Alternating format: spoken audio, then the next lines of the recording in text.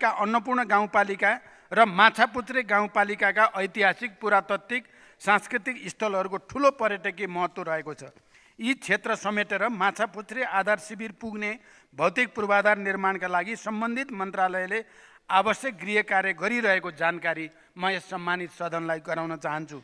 यो विषयमा उक्त क्षेत्रका मान्यज्यूहरूसँग थप छलफल गरी अगाडि बढाइने विश्वास पनि व्यक्त गर्दछु। तेस्रो, पोखरा अन्तर्राष्ट्रिय विमानस्थल दिगो सञ्चालनका सम्बन्धमा सरकारवालाहरूसँग छलफल र समन्वय गरी तदारुकताका साथ कार्य भइरहेको छ। अन्य देशका अन्तर्राष्ट्रिय वायु सेवाहरूले पोखरा विमानस्थलबाट सेवा सञ्चालन गर्नको लागि विभिन्न छुट तथा सहुलियतका साथै अन्य विषयमा पनि चासो व्यक्त गरेकाले ती विषयहरूमा छलफल र समन्वय भइरहेको छ। पोखरा अन्तर्राष्ट्रिय विमानस्थल लगायत तीनवटै अन्तर्राष्ट्रिय विमानस्थलहरू दिगो रूपमा सञ्चालन गर्न सार्वजनिक निजी साझेदारीमा सञ्चालन र निर्माण सम्बन्धमा सुझाव पेश गर्न कार्य समिति गठन भएको र समितिले प्रतिवेदन तथा सिफारिस प्राप्त भएपछि अन्तर्राष्ट्रिय विमानस्थलहरू सार्वजनिक निजी साझेदारी वा सञ्चालनको अन्य उपयुक्त विधि तय गरी कार्यान्वयनमा ल्याइनेछ। र आज बिहान मात्रै पनि मैले सम्बन्धित मन्त्रालयसँग पोखरा अन्तर्राष्ट्रिय विमानस्थल र गौतम बुद्ध अन्तर्राष्ट्रिय विमानस्थल सञ्चालनको बारेमा अन्तर्राष्ट्रिय समन्वयका लागि छलफल गरेको छु र केही सकारात्मक र उत्साहवर्धक प्रगति भइरहेको जानकारी गराउन चाहन्छु। धन्यवाद। अब प्रश्नकर्ता माननीय सदस्य दयालबहादुर शाही।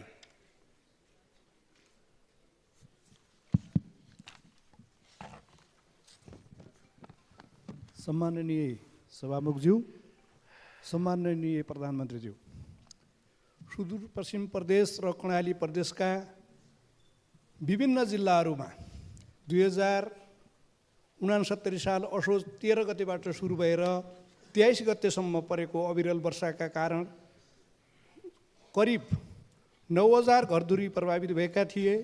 ठुलो धनजनको क्षति भएको थियो। उनीहरूको दैनिकी अहिले पनि निकै कष्टकर छ। त्यहाँका पीडित स्थानीयवासीले अहिलेसम्म पनि राहत र क्षतिपूर्ति पाएका छैनन्। 2079 सालमा भएको सङ्घ र प्रदेशको चुनावले गर्दा त्यहाँको जनताको पीडा चुनावी सरगर्मीले गर्दाखेरि ओझेलमा पर्यो।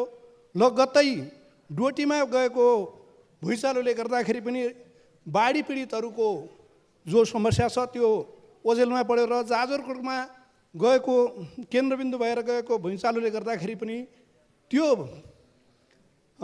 त्यतिखेरको त्यो क्षतिपूर्ति र त्यहाँको जनताको पीडा ओझेलमा परेको छ। सम्माननीय प्रधानमन्त्रीज्यू, बाजुरा, बजाङ, अछाम, दार्चुला, जुम्ला, हुम्ला, मुगु, कालीकोट, डोल्पा र दैलेख र मैले प्रहरणमा छुटाएको थिएँ। दैलेख र जाजरकोटमा पनि त्यो समस्या त्यत्तिकै छ। सम्माननीय प्रधानमन्त्रीज्यू, यस सम्बन्धी यो गृह मन्त्रालय अन्तर्गतको राष्ट्रिय विपद तथा जोखिम न्यूनीकरण तथा व्यवस्थापन प्राधिकरण एकदमै उदासीन रहेको छ।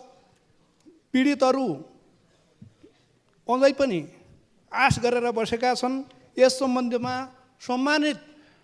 सम्माननीय प्रधानमन्त्रीज्यूको के योजना छ? धन्यवाद। सम्माननीय प्रधानमन्त्री। सम्मान्य सभामुख महोदय, मान्यज्यूको पहिलो प्रश्न, सुदूरपश्चिम र कर्णाली प्रदेशका जिल्लाहरूमा गएको बाढी पहिरोबाट प्रभावित 3313 परिवारको आवास निर्माणका लागि आवश्यक 88,82,500 थप निकासा गर्ने प्रक्रिया अगाडि बढाइएको जानकारी गराउन चाहन्छु। यो रकम यथाशीघ्र सम्बन्धित जिल्ला र लाभग्राहीको खातामा पठाउने प्रबन्ध मिलाउन मैले सम्बन्धित निकायलाई निर्देशन दिइ नै सकेको छु।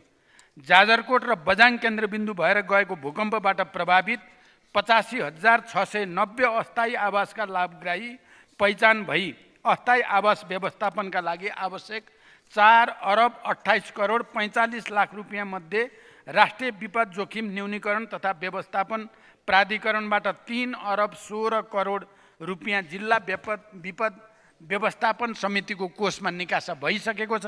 बाँकी रहेको 1,12,45,00,000 निकासाका लागि आवश्यक प्रक्रिया अगाडि बढाइएको छ। यसै गरी डोटी केन्द्रबिन्दु भई गएको भूकम्पबाट 15,600 लाभग्राही पहिचान भई अस्थायी आवास व्यवस्थापनका लागि आवश्यक पर्ने रु 78 करोड निकासाका लागि समेत प्रक्रिया अगाडि बढिसकेको छ। धन्यवाद। अब प्रश्नकर्ता मान्य सदस्य दिकपाल कुमार शाही।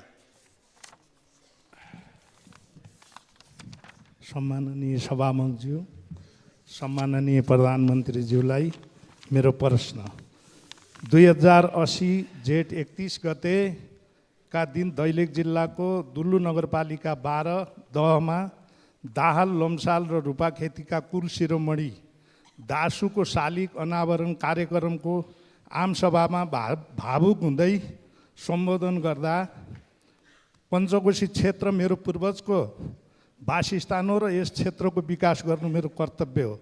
यसको विकासको लागि म बजेटको व्यवस्था गर्छु भन्नुभएको थियो। यस वर्षको वार्षिक विकास कार्यक्रममा त्यस्तो उल्लेख्य बजेट किन देखिएन?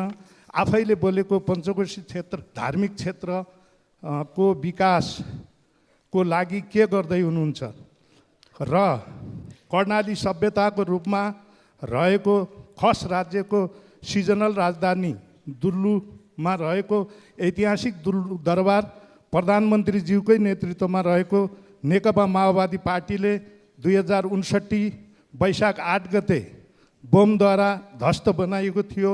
सो दरबार निर्माण गर्न सरकारले के गर्दैछ? सम्माननीय प्रधानमन्त्री। सभामुख महोदय, ऐतिहासिक, धार्मिक, सांस्कृतिक एवं पुरातात्विक महत्त्व बोकेको दैलेखको पञ्चकोशी धार्मिक क्षेत्रको समग्र पर्यटकीय विकासका लागि सरकार गम्भीर रहेको जानकारी गराउँछु।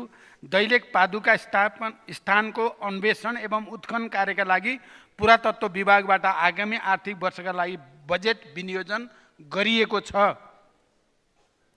पुरातत्व विभागले अध्ययन, अनुसन्धान र संरक्षणका कार्यहरू गर्नुको साथै पञ्चकोशी अन्तर्गत श्री स्थान, पादुका स्थान, नाभि स्थान, तल्लो ढुङ्गेश्वर जस्ता ठाउँहरूमा संरक्षणका कार्यहरू भइरहेका छन्।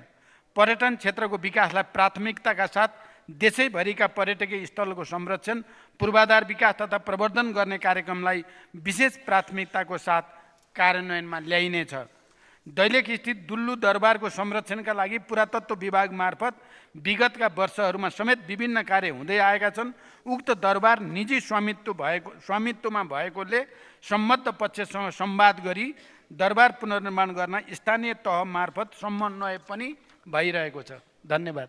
अब प्रश्नकर्ता मान्य सदस्य जुली कुमारी महतो महासेठ। सम्माननीय सभामुख महोदय, सामान्य प्रधानमन्त्रीज्यूसँग जिज्ञासा राख्न चाहन्छु। धौन्साको कौचरी स्थित मिथिला बिहारी मठबाट प्रत्येक वर्ष फाल्गुनमा आयोजना हुने मध्यमा परिक्रमाको डोलालाई यहाँले स्वयं विदाई गर्नुभएको यहाँलाई स्मरणै होला। एसियाकै सबैभन्दा ठुलो नेपाल र भारत गरी 133 किलोमिटरमा घुमिने मध्यमा परिक्रमा नेपाल र भारत बीचको धार्मिक सांस्कृतिक सम्बन्धको जीवन्त गाथा हो। भारतको फुलहड कल्ना लगायत स्थान हुँदै धौन्साको मुखियापट्टि मुसर्निया वार्ड नम्बर 6 स्थिति थलीघाट नदी पार गरेर नेपालको दर्जनौं धार्मिक स्थलहरूको परिक्रमा गरिन्छ। तर दुर्भाग्य जमुनी पुलको थलीघाटमा निर्माणाधीन पुल वर्षौंदेखि अल्पत्र परेको छ। हाल आएर नेपालकै भूभागमा नापी अनुसार तत्काल जनतालाई राहत दिन अस्थायी बेली ब्रिज पुलको निर्माण गर्नका लागि अगाडि बढेको, तर भारत पक्षबाट अवरोध गर्नुपर्ने कारण के होला? नेपालले आफ्नो भूभागमा पनि निर्माण कार्य गर्न पाउने हो वा होइन? नापी परराष्ट्र मन्त्रालय, गृह मन्त्रालय, भौतिक पूर्वाधार मन्त्रालय समेत जानकार भइसक्दा पनि उक्त भूमिको स्पष्ट नापी डिटेल्स ल्याउँदा पनि भारतीय पक्षद्वारा हालसम्म सहजीकरण गर्न नचाहेको र नेपालको भूमिमा आएर अवरोध गर्नुपर्ने कारण के होला? यसरी अवरोध खडा गरिरहँदा सम्बन्धित निकाय मुखदर्शक बन्नुपर्ने कारण के होला? सामान्य प्रधानमन्त्रीज्यूसँग चितबुझ्दो सकारात्मक जवाबको अपेक्षा गर्दछु। त्यसैगरी जठी जनकपुर ढल्केवर 6 लेन सडक अन्तर्गत नेपाली भूभागमा रहेको शताब्दीय पुरानो पुल आफ्नै स्थानमा अवस्थित रहेको छ र सोही पुरानो पुलको छेउमा 6 लेन सडकको मापदण्ड अनुसार अधुरो पुल निर्माण गर्न चाहँदा भारतीय पक्षबाट अवरोध सिर्जना हुँदै आएको छ। यो सम्बन्धमा सामान्य प्रधानमन्त्रीलाई जानकारी छ कि छैन? सामान्य प्रधानमन्त्रीज्यूसँग चित्त बुझ्दो निकासा सहितको जवाबको अपेक्षा गरेको छु। त्यस्तै सामान्य प्रधानमन्त्रीज्यूसँग नेपाललाई आकर्षक भ्रमण गन्तव्यको रूपमा विकास गर्दै विदेशी पर्यटकलाई आकर्षित गर्ने सरकारको योजना अनुरूप सरकारको आगामी आर्थिक वर्ष 81-82मा 16 लाख पर्यटक भित्र्याउने योजना लिएको छ। यो लक्ष्य प्राप्तिमा मिथिला संस्कृतिको खुला पुस्तकालयको रूपमा रहेको जनकपुर धाम क्षेत्रको धेरै योगदान रहने कुरा निर्विवादै छ। पूर्व सामान्य प्रधानमन्त्री केपी शर्मा ओलीज्यूको कार्यकालमा मित्र राष्ट्र भारतका सामान्य प्रधानमन्त्री नरेन्द्र मोदीज्यूले जनकपुर धामको भ्रमणको क्रममा जनकपुर धामको विकासको लागि सार्वजनिक घोषणा गर्नुभएको 100 करोड सहयोग दिने बताउनु भएको सन्दर्भमा सो सहयोग लिने र यथोचित कार्यान्वयन गर्ने गरी हालसम्म पनि किन योजना आउन नसकेको होला? त्यस्तै अन्तिम मेरो प्रश्न, जनकपुर धामलाई मठ मन्दिर र ताल तलैयाको सहर भनिन्छ, तर यहाँका मठ मन्दिरहरूको अतिक्रमण रोकिएको छैन। ताल तलैयाहरू मासिँदैछन्। जनकपुर धाम क्षेत्रभित्रका गुठी जग्गाहरूको व्यवस्थापन हुन सकेको छैन।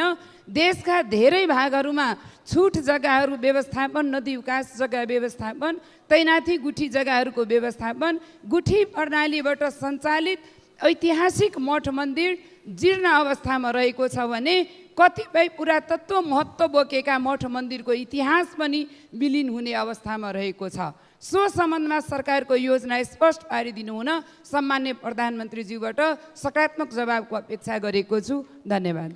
सम्माननीय प्रधानमन्त्री। सभामुख महोदय, धनुषा जिल्लाको मुखियापट्टी मुसहरनिया गाउँपालिका वडा नम्बर 6 अलीघाट जमुनी नदीको नेपाली भूभागमा पुल निर्माण गर्ने सम्बन्धका सन्दर्भमा मान्यज्यूबाट व्यक्त जिज्ञासाका बारे थलियाघाट पुलको दुईवटा एबुटमेन्ट बनिसकेको भए पनि मोटरेबल पुल निर्माणको सहमतिको लागि पुलको कोअर्डिनेट सहित सुपरस्ट्रक्चर बनाउन भारतीय पक्षसँग कूटनीतिक पहल जारी रहेको जानकारी गराउँछु। यसैगरी जटही भन्सार छेउको पुलको सम्पूर्ण भाग नेपाली भूभागमा रहे पनि पहुँच सडक भारतमा परेका कारण दुईवटा एबुटमेन्ट निर्माण भई पुलको कोअर्डिनेट नक्साङ्कन एबुटमेन्ट सहित सुपरस्ट्रक्चर बनाउन भारतसँग कूटनैतिक पहल गम्भीर रूपले अगाडि बढाइएको छ।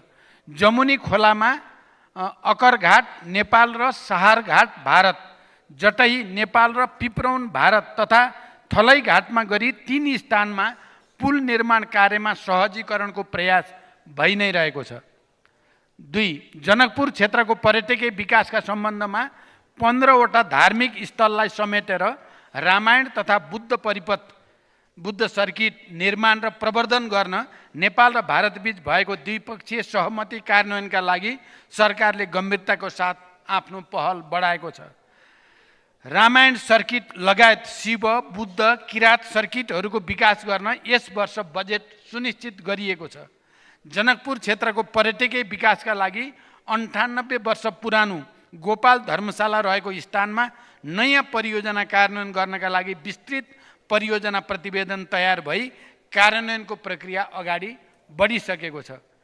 देशका विभिन्न भागमा रहेका गुठी जग्गा लगायत सबै प्रकारका जग्गा सम्बन्धी समस्याहरू सम्बोधन गर्न सरकार संवेदनशील छ।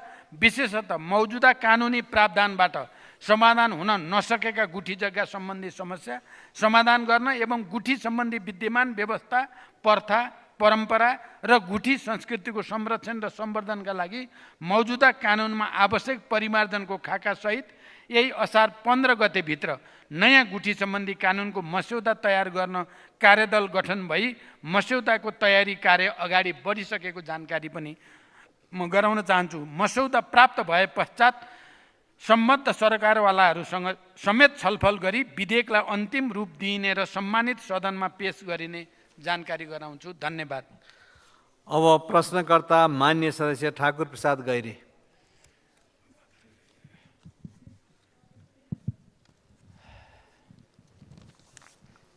सम्मान्य सभामुख महोदय, सम्मान्य प्रधानमन्त्रीज्यू, आर्थिक वर्ष 2081-82 को बजेट पास गर्ने प्रक्रियामा भएकोले बजेट सम्बन्धी केही जिज्ञासा राख्न चाहन्छु।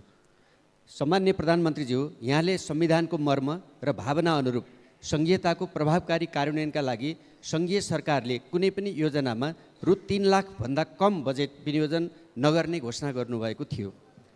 3 करोडभन्दा कम बजेटका योजना विनियोजन नगर्ने घोषणा गर्नुभएको थियो।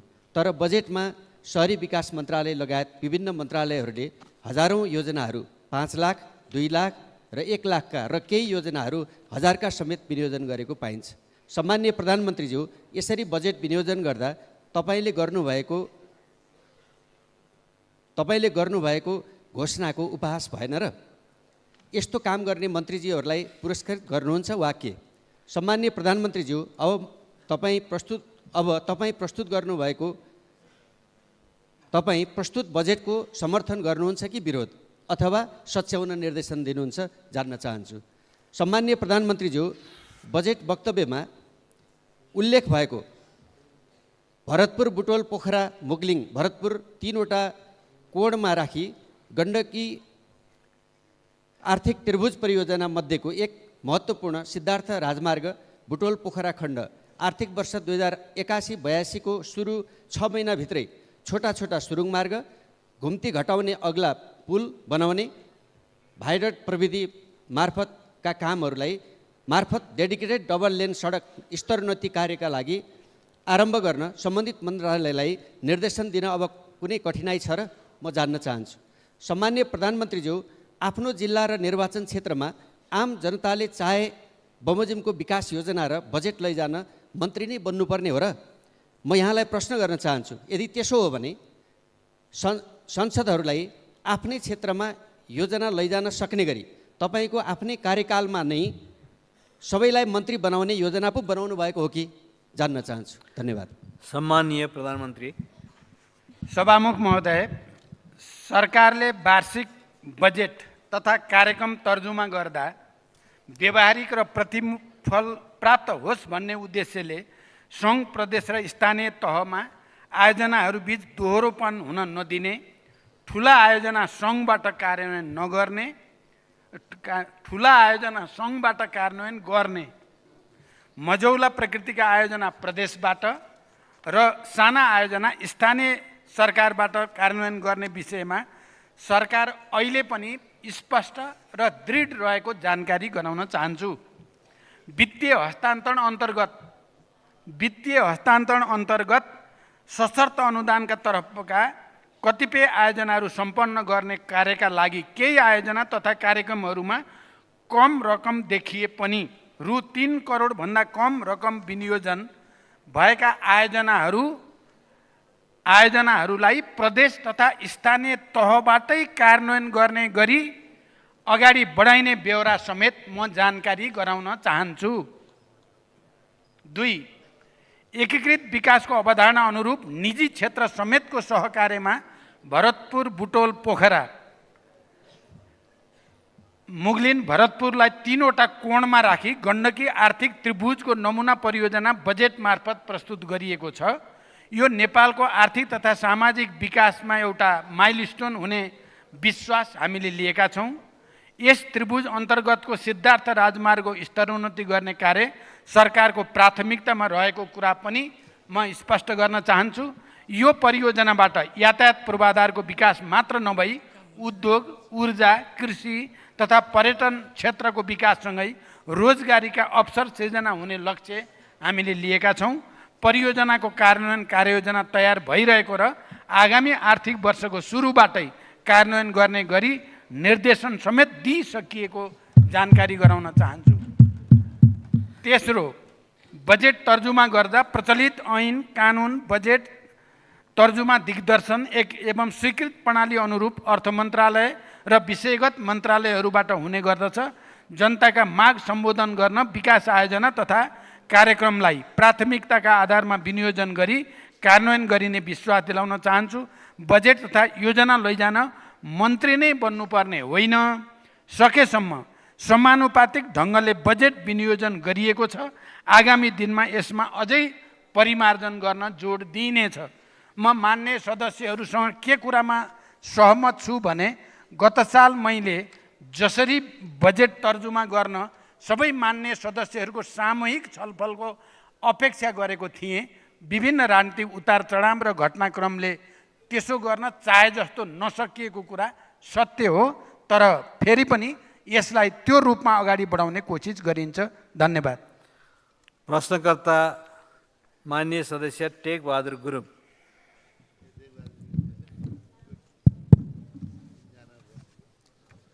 सम्मानीय सभामुख महोदय, सम्मानीय प्रधानमन्त्रीज्यूलाई म केही प्रश्न राख्न चाहन्छु। पर्यटकीय तथा जलस्रोतले सम्पन्न हिमाली जिल्ला मनाङ, जहाँ लमजुङ जिल्लाको बेसी सहरदेखि मनाङको चामेसम्म जोड्ने 65 किलोमिटर सडकको ट्र्याक खोल्ने कार्य सम्पन्न गर्न नेपाली सेनालाई 15 वर्ष लाग्यो।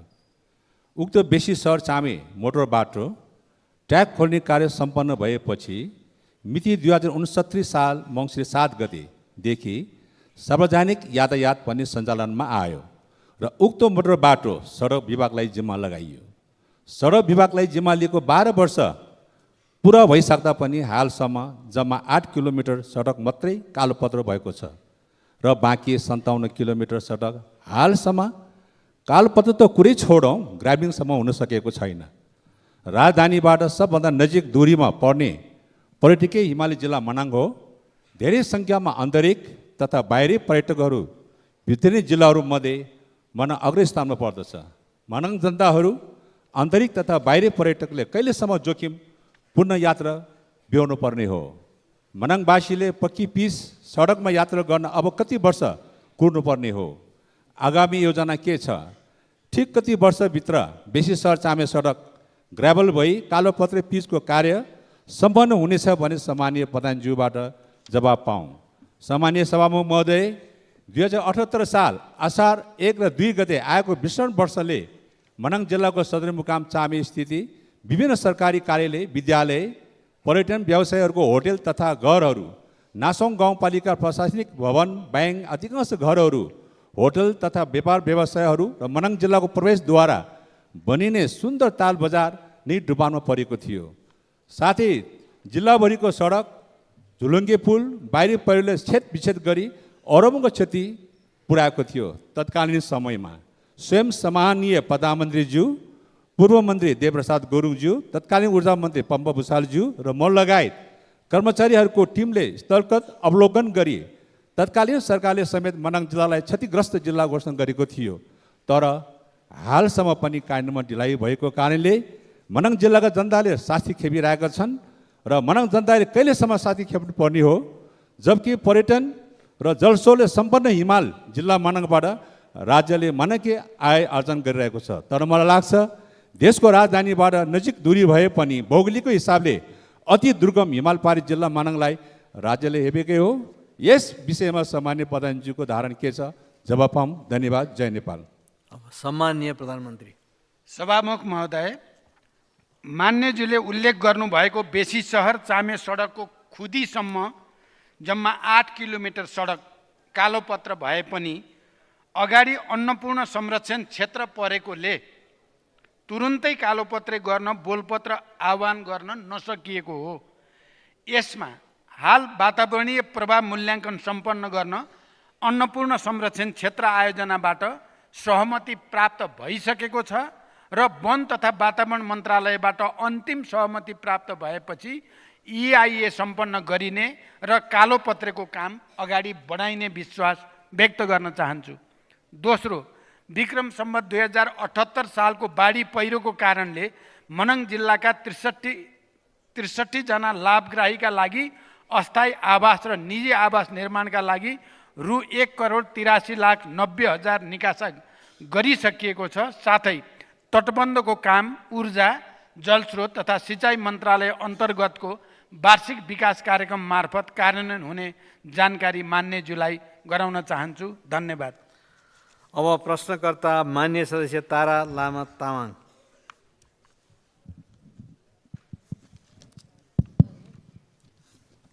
सम्मान्य सभामुखज्यू मार्फत सम्मान्य प्रधानमन्त्रीज्यूमा, तत्कालीन सरकारले 2058 सालमा शुक्लाफाटा वन्यजन्तु आरक्ष हालको शुक्लाफाटा राष्ट्रिय निकुञ्ज विस्तार गर्ने क्रममा सयौँ परिवार घरबारविहीन भएका छन्। पीडित भएकाहरूलाई 22 वर्ष बितिसक्दा समेत उचित क्षतिपूर्ति र सट्टा भर्न पाउन सकेका छैनन्। अहिलेसम्म सरकारले 32 वटा आयोग बनाइसक्दा पनि समस्या समाधान नभएकोले अत्यन्त नाजुक अवस्थामा ढक्का शिविर लगायत कञ्चनपुरको अन्य क्षेत्रका शिविरहरूमा आशमा बसेका पीडितहरूको समस्या समाधान गर्न सरकारले अधिकार सम्पन्न आयोग बनाएर सयौँ पीडितलाई कहिले न्याय दिने योजना छ? 2.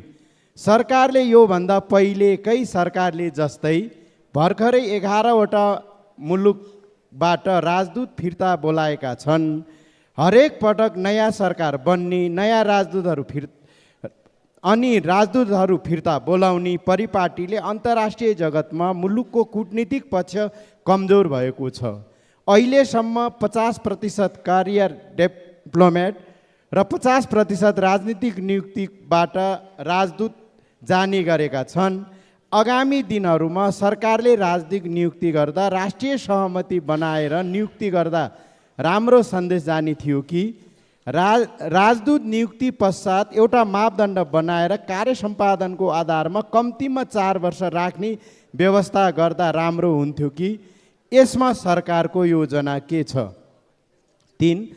कञ्चनपुरको चुरेदेखि भारतको दुधवा नेसनल पार्कसम्म जोडिएको 43 किलोमिटर लामो दोदा नदीको बाढीको कारण हरेक वर्ष यो किनारामा बसोबास गरेको हजारौं बिघा खेतीयोग्य जमिन र दर्जनौं गाउँ डुबान कटान भई करोडौं धनजनको क्षति हुने र बस्ती विस्थापित हुनु परेको छ। यो समस्यालाई समाधान गर्न बृहत गुरुयोजना बनाई अधिकांश राणा थारू आदिवासी जनजाति र अन्य समुदायको बसोबास रहेको सो क्षेत्रको समस्या समाधानको लागि सरकारले के सोचिरहेको छ, के योजना छ? त्यसै गरी कञ्चनपुरको दक्षिणी क्षेत्रमा रहेको हुलाकी सडकको बेलौरी क्षेत्र पचुई क्षेत्रमा निर्माणको क्रममा भारतीय सुरक्षाकर्मीले सीमा विवाद देखाई निर्माण कार्यमा समयमा अवरोध गरेकोले नेपाली भूभागमा बनिराखेको सो सडक निर्माण अगाडि बढाउन र सीमा विवादलाई कूटनीतिक पहल गर्ने समाधान गर्ने योजना कहिलेसम्म छ? धन्यवाद। सम्माननीय प्रधानमन्त्री। सभामुख महोदय, मान्य सदस्यहरूले यहाँ प्रश्न राख्दा र नम्बर राख्दा चाहिँ एउटा प्रश्न भनेर राखिएको हुँदो रहेछ। अहिले भर्खरै मान्य तारा तामाङजीले प्रश्न नम्बर 8 भनेर यहाँ राखिएको छ, तर उहाँले 4 वटा प्रश्न राख्नुभयो। यसलाई पनि अलि व्यवस्थापन गर्नुपर्ने हो कि जस्तो मैले महसुस गरेँ, खालि मैले सुझावको रूपमा मात्रै। शुक्लाफाटा राष्ट्रिय निकुञ्जबाट प्रभावित जनताको समस्याका बारेमा सरकार गम्भीर छ। विषयको संवेदनशीलतालाई आत्मसात गर्दै प्रभावित जनताका समस्यालाई स्थायी रूपमा हल गर्ने उद्देश्यले मन्त्री परिषदको मिति 80 फागुन 6 गते बसेको बैठकले पूर्व न्यायाधीशको अध्यक्षतामा अधिकार सम्पन्न न्यायिक समिति गठन गर्ने निर्णय भए पनि कारणवश समितिको नेतृत्व चयन हुन नसकेकोले पुनः नयाँ समिति गठन प्रक्रिया अगाडि बढिसकेको जानकारी म गराउन चाहन्छु। अधिकार सम्पन्न न्यायिक समिति गठन भएसँगै यसअघिका आयोगका सुझावहरूलाई समेटी पीडित जनताका समस्या स्थायी रूपमा समाधान गर्न सरकार दृढ रहेको जानकारी गराउँछु। 2. नेपालको संविधान र परराष्ट्र नीतिले परिलक्षित गरे अनुसार राष्ट्रको सर्वोपरि हित हुने गरी विदेश स्थित कूटनीतिक नियोग तथा नियोग प्रमुखलाई परिचालन गर्न सरकार प्रतिबद्ध नै छ। राजदूत नियुक्ति सम्बन्धी निर्देशिका 2075 को दफा 8 ग मा नेपाल सरकारले आवश्यक ठानेमा राजदूतलाई पदावधि पूरा हुनु अगावै निर्णय गरी फिर्ता बोलाउन सक्ने प्रावधान छ। देशको हित र कूटनीतिलाई मजबुत बनाउन वस्तुगत आधारमा राजदूतहरूको मूल्याङ्कन गरी सोही अनुरूप व्यवस्थापन गर्ने नीति सरकारले विगतदेखि नै अवलम्बन गर्दै आएको छ। राजदूत नियुक्ति सम्बन्धी निर्देशिकालाई मूल आधार बनाई राजदूतहरूको नियुक्तिलाई थप व्यवस्थित, मर्यादित, पारदर्शी, दक्षतामा आधारित र कार्य सम्पादनमा आधारित बनाउन यो सरकार प्रयासरत रहेको जानकारी गराउन चाहन्छु। अहिले पनि परराष्ट्र सेवाबाट गएका कोही पनि राजदूतलाई फिर्ता बोलाउने नीति सरकारको छैन। खालि राजनैतिक नियुक्तिबाट गएकाहरूको हकमा मात्रै समीकरण परिवर्तनसँगै विगतमा त तुरुन्तै हुने गर्थ्यो, यो पटक बरु 3 महिनाभन्दा बढी समयसम्म यो कायम रह्यो। त्यसकारण यो सरकार गम्भीर छ भन्ने कुराको यही नै प्रमाण हो। कञ्चनपुरको चुरेदेखि भारतको दुधुवा नेसनल पार्कसम्म जोडिएको 43 किलोमिटर लामो दोदा नदीका कारण स्थानीय जनताले भोग्दै आएको समस्याको बारेमा म जानकार छु। दोदा नदी नियन्त्रणका लागि विभिन्न समयमा प्रयास भए पनि नदीको प्रकृतिलाई यसले पारिरहेको असरलाई दीर्घकालीन व्यवस्थापन गर्नुपर्ने देखिएकोले सरकारले संयुक्त राष्ट्रसङ्घको परियोजना सेवा मार्फत जलवायु परिवर्तनसँग यसलाई अन्तर्सम्बन्धित गरी reducing climate risk and bench resilient livelihood प्रतिवेदन तयार गरिएको छ। यो आयोजना जलवायु परिवर्तनको कारणले सृजित समस्या समाधानको उपयुक्त मोडेल हुन सक्ने भएकोले ऊर्जा, जलस्रोत तथा सिँचाइ मन्त्रालयले ग्रिन क्लाइमेट फन्ड मार्फत यसलाई कार्यान्वयनमा ल्याउन प्रक्रिया अगाडि बढाइसकेको छ। प्रतिवेदनका आधारमा बाढी नियन्त्रणका संरचनाहरू बनाउने, नदी वरिपरिका फाँटहरूमा व्यवस्थित र भरपर्दो सिँचाइ सुविधा पुर्याउने, स्थानीय जनसमुदायलाई सशक्तिकरण गर्ने जस्ता कार्यहरू सुरु हुने र यसबाट वर्षौँदेखि जनताले दोदा नदीबाट भोगिरहेको समस्या अन्त्य हुने विश्वास लिइएको छ। यसका साथै हाल तत्कालका लागि आपतकालीन विपद सूचना प्रवाह तथा विपद प्रभाव न्यूनीकरणका लागि दोदा नदीसँग जोडिएका शुक्ला फाँटा नगरपालिकाका 3वटा, लालझाडी नगरपालिकाका 4वटा, पुनर्वास नगरपालिकाको 1 स्थानमा गरी जम्मा 8वटा स्थानमा पूर्व सूचना प्रणाली जडान गरिएको छ भने विपद प्रतिकार तथा अन्य कार्यका लागि बजेट सुनिश्चित गरिएको छ। हुलाकी राजमार्ग अन्तर्गत डोके बजार बेलौरी बेल्दी दैजी सडक खण्डको बेलौरी नगरपालिका वडा नम्बर 8 कालोपुल खारपत खोलादेखि इटाभट्टा मोड पर्चुईसम्मको 1400 मिटर लम्बाइमा सडक निर्माण कार्य अन्तर्गत विगतमा विवाद रहित रूपमा निर्माण कार्य सञ्चालन भई ग्राभेल गर्ने सम्मको कार्य सम्पन्न भइसकेको र उक्त स्थानमा थप निर्माण कार्य सञ्चालनका लागि सहयोग तथा सहजीकरण गर्न भारतीय पक्षसँग कूटनैतिक पहल भइरहेको जानकारी गराउँछु। धन्यवाद। अब प्रश्नकर्ता मान्य सदस्य जीवन परियार।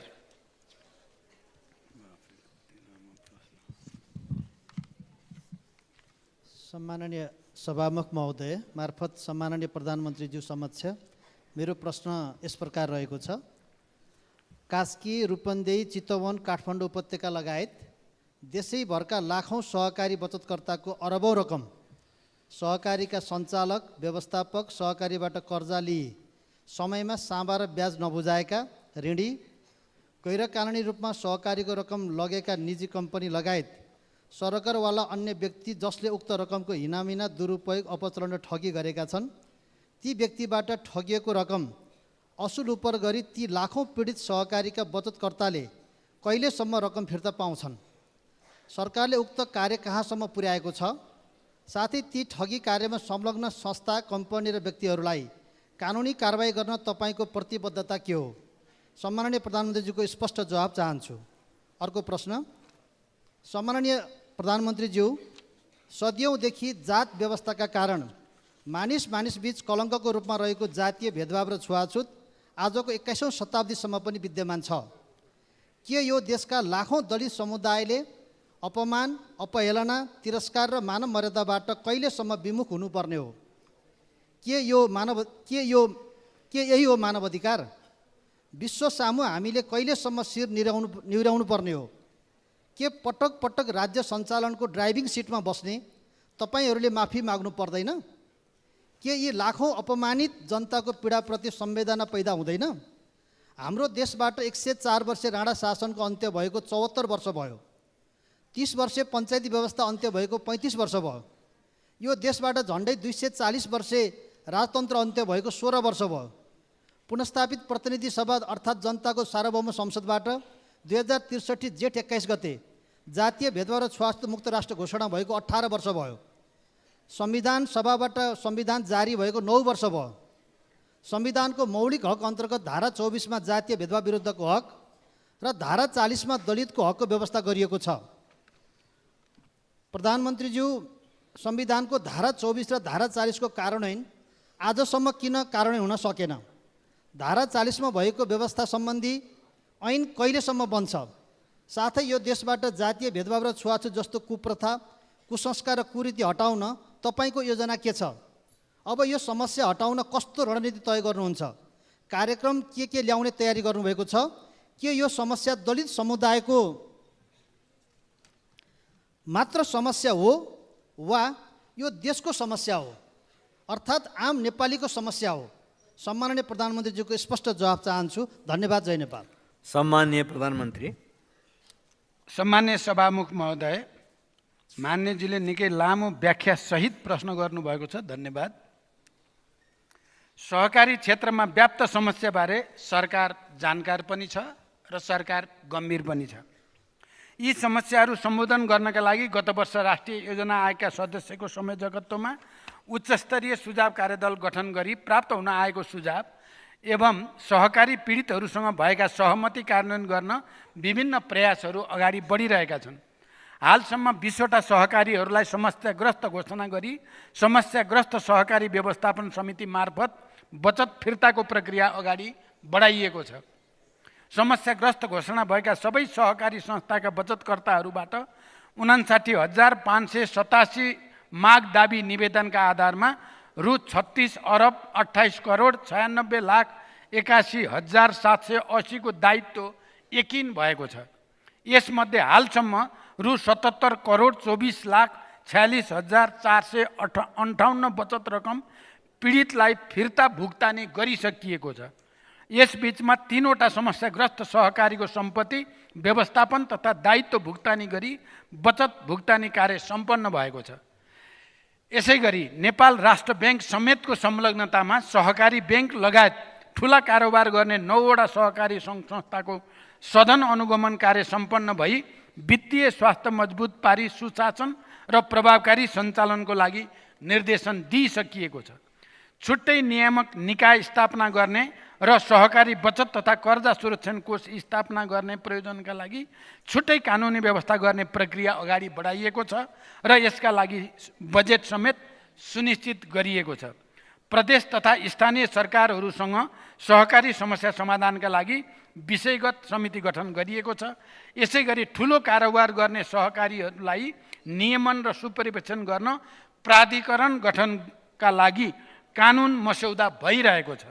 सहकारी नीतिको परिमार्जित मस्यौदा तयार भएको छ भने सहकारी ऐनमा समेत संशोधनको तयारी भइरहेको अवगत गराउन चाहन्छु। सरकारले लिएका यस्ता पहलहरूबाट सरकार यसमा गम्भीर छ र सरकारले यस क्षेत्रमा अल्पकालीन र दीर्घकालीन सुधार हुने विश्वास व्यक्त गर्न चाहन्छु। साथै सरकारका यी कार्यमा मान्यज्यूहरूको रचनात्मक सहयोगको पनि म अपेक्षा गर्दछु। दोस्रो, मान्यज्यूले निकै महत्त्वपूर्ण विषय उठान गर्नुभएको छ। नेपाली समाजमा सदियौँदेखि जातीय विभेद भोग्दै आएका दलित समुदायको संविधान प्रदत्त अधिकार प्राप्ति सुनिश्चितताको विषय निकै गम्भीर छ। यस विषयमा सम्मानित संसद, सरकार, राजनीतिक दल, नागरिक समाज सबै नै संवेदनशील हुन जरुरी छ। दलित समुदायमाथि हुँदै आएको उत्पीडनको क्षतिपूर्तिको माग बिल्कुल जायज छ। आर्थिक सशक्तिकरण मार्फत दलित समुदायको सम्मानपूर्ण जीवनयापन सुनिश्चित गर्न सकिएन भने हामीले लिएको सामाजिक न्याय, सुशासन र समृद्धिको लक्ष्य या हाम्रो राष्ट्रिय आकांक्षा सुखी नेपाली समृद्ध नेपाल पुरा हुन सक्दैन।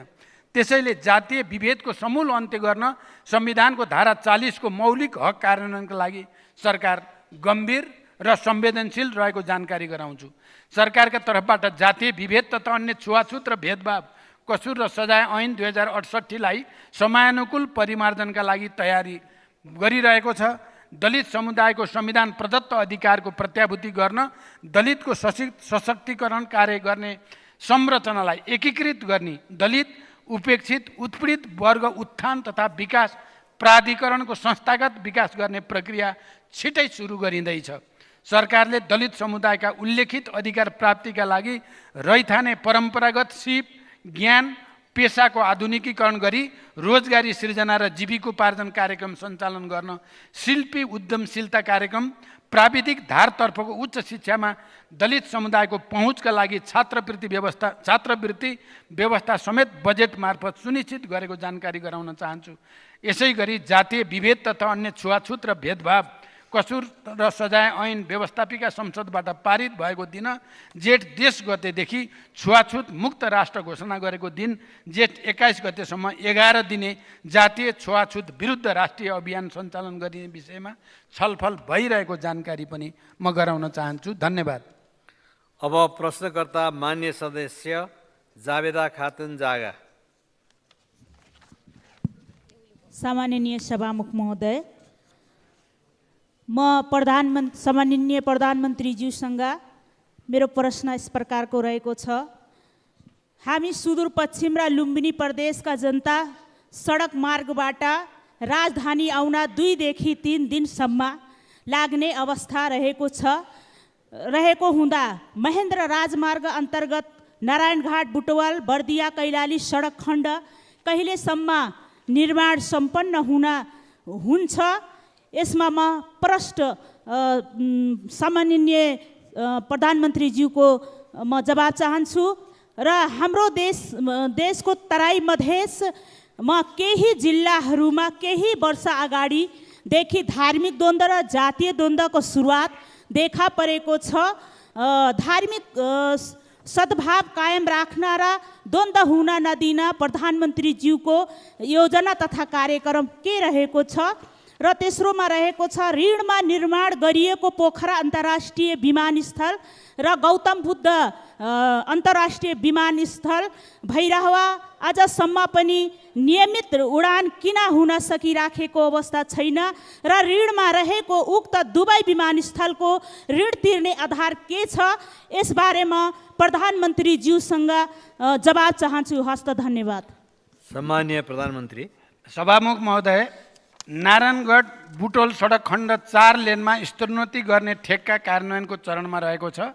आर्थिक वर्ष 81-82 सो सडक खण्ड स्तरोन्नति गर्ने कार्य सम्पन्न हुनेछ। बुटोल गोरुसुङ्गे सडक खण्ड 4 लेनमा स्तरोन्नति गर्न केही हप्तामै ठेक्का सम्झौता हुँदैछ। धानखोला लमही सडक खण्ड 40 kilometre millennium challenge account MCA नेपालको तर्फबाट स्तरोन्नति गर्न जुलाई 24 को अन्त्यतिर ठेक्का आह्वान हुँदैछ। महेन्द्र राजमार्गकै बाँके बर्दिया कैलाली र कञ्चनपुरसम्मको सडक खण्ड स्तरोन्नति गर्नको लागि सडक विभागबाट डिटेल इन्जिनियरिङ डिजाइन तयार गर्न परामर्शदाता नियुक्ति गर्न पूर्व तयारी सुरु भइसकेको छ र डिजाइन तयार भएपछि उक्त सडक खण्डको स्तरोन्नति गर्ने योजना रहेको जानकारी गराउन चाहन्छु। बहुजातीय, बहुभाषिक, बहुधार्मिक, बहुसांस्कृतिक र भौगोलिक विविधतायुक्त विशेषतालाई आत्मसात गरी विविधता बीचको एकता, सामाजिक सांस्कृतिक ऐक्यबद्धता, सहिष्णुता र सद्भावलाई संरक्षण एवं प्रवर्धन गर्ने दिशामा नेपाल सरकार अघि बढिरहेको कुरा मान्यज्यूहरूलाई विदितै छ। नेपाल सरकारले गृह मन्त्रालय र मातहत स्थानीय प्रशासन मार्फत धार्मिक तथा सामाजिक सद्भाव बढाउन केन्द्रीय स्तर तथा प्रादेशिक स्तरमा समेत छलफलका कार्यक्रमहरू गरिरहेको साथै धार्मिक गतिविधिका नाममा साम्प्रदायिकता फैलाउन खोज्ने व्यक्ति तथा समूहहरूलाई प्रचलित कानुन बमोजिम कानुनी कारबाहीका कार्यलाई निरन्तरता दिँदै आएको छ। नेपालको संविधान विपरीत धार्मिक तथा सामाजिक सद्भाव बिगार्ने र साम्प्रदायिकता फैलाउने गतिविधि नियन्त्रणका लागि जस्तोसुकै उपाय अपनाउन नेपाल सरकार प्रतिबद्ध रहेको कुरा सम्मानित सदनलाई जानकारी गराउँदछु। राष्ट्रिय गौरवको आयोजनाको रूपमा सम्पन्न पोखरा र गौतम बुद्ध अन्तर्राष्ट्रिय विमानस्थललाई पूर्ण क्षमतामा सञ्चालनमा ल्याई समृद्धिको स्रोत र आधारको रूपमा उपयोग गर्न सकिने कुरामा म विश्वस्त छु। धन्यवाद। अब प्रश्नकर्ता माननीय सदस्य डाक्टर तोसीमा कार्की। सम्माननीय सभामुख महोदय, नेपाल सरकारले नै बनाएको आयोजना वर्गीकरणको आधार तथा मापदण्ड 2080 को दफा 6 मा एकल अधिकारको विषयमा